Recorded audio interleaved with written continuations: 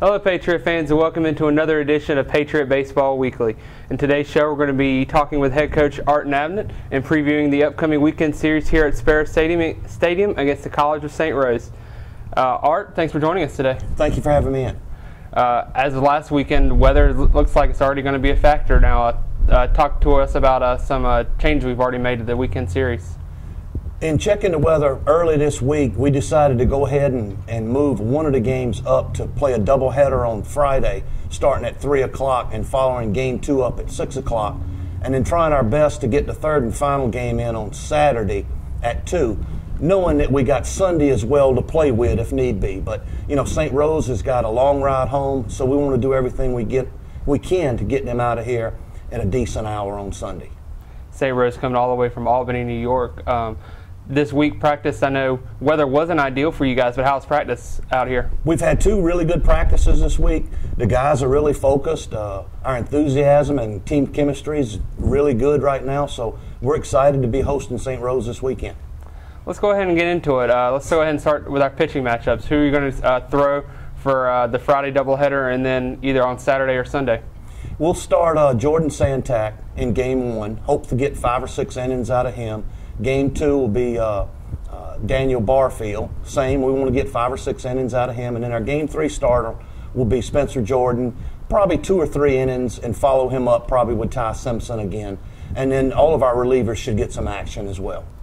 And of course, Santak and Barfield had pretty good outings and setting up you guys for victories in the Carolinas Hospital Systems Classic last weekend. Spencer Jordan, you know, kind of struggled a little bit. How have you been working with him to make sure he has a better outing?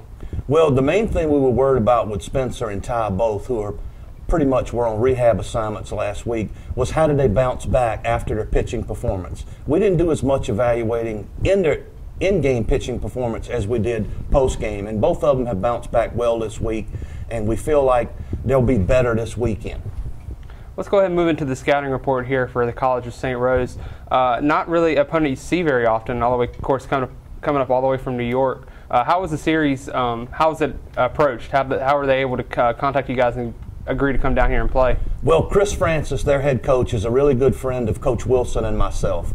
And, you know, they're very well coached, so that's where we want to start first and foremost. They'll be well prepared. He'll have his team excited and ready to play, and we've got to meet their excitement this weekend with some enthusiasm of our own and, you know, get after them.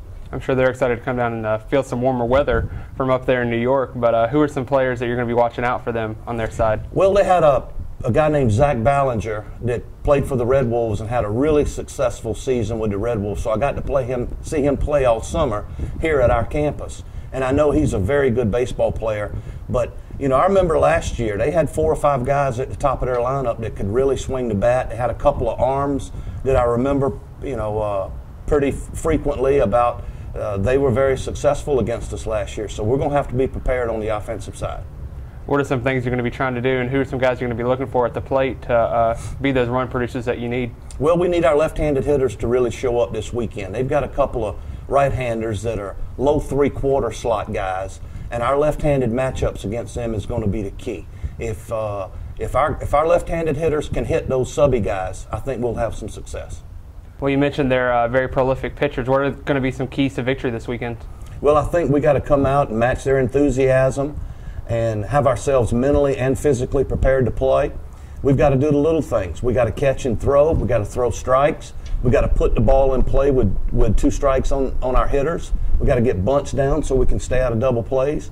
And I think the big things will take care of themselves. We just got to play more consistent on both sides of the baseball so we can get productive and have a chance to win series. All right, thanks for being here and talking with us today. Thank you so much.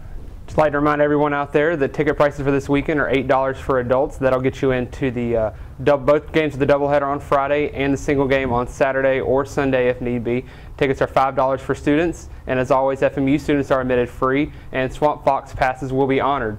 For more information on the Patriot baseball team, including rosters, schedule, and full ticket information, visit FMUPatriots.com.